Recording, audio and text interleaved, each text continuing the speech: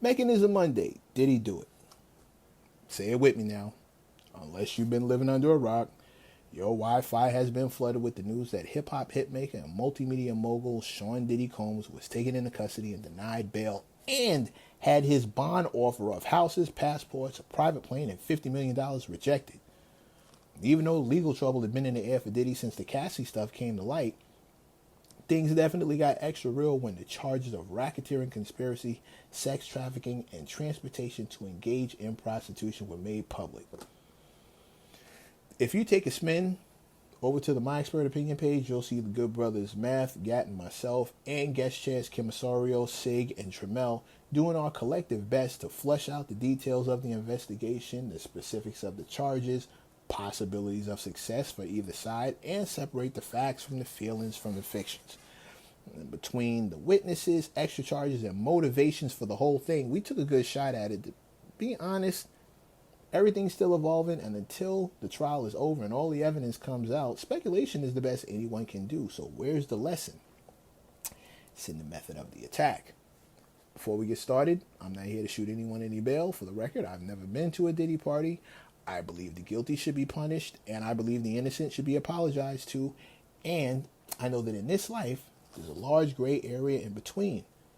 Legal and moral can be two totally different things. And this is the first time we've seen powerful men take even more powerful L's. And whether you think they deserved it or not, what do they all have in common? Rich and famous men started off as ordinary people with extraordinary talent and gained an absurd amount of access and privilege. The combination seems to separate people from reality, which leads to above-the-law attitudes and horrifying headlines. I'm not here to judge anyone's morals or lack thereof, because I'd have to be perfect to do so, and no one is. What we can all focus on is the lack of discipline that ultimately led to the downfall. One of the things all these hot takes are teaching me is it's way easier to judge a life you've never lived than it is to prepare for the one you want. With that in mind, quick message to everyone on their way up: watch and learn.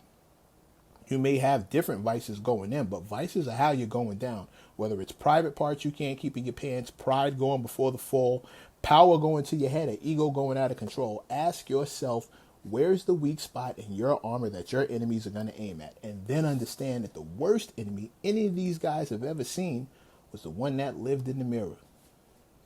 Whether it's a concentrated conspiracy, assaulted ex-girlfriend, or an accidental overdose, we've witnessed enough mighty have-fallen moments to spot the self-inflicted issue at the root. And if you're aspiring to be great, recognize the temptation that comes with that level and start developing the discipline to survive it now. Whatever sin you're in, do yourself and everyone around you a favor. Practice saying no before you lose the option. It couldn't hurt.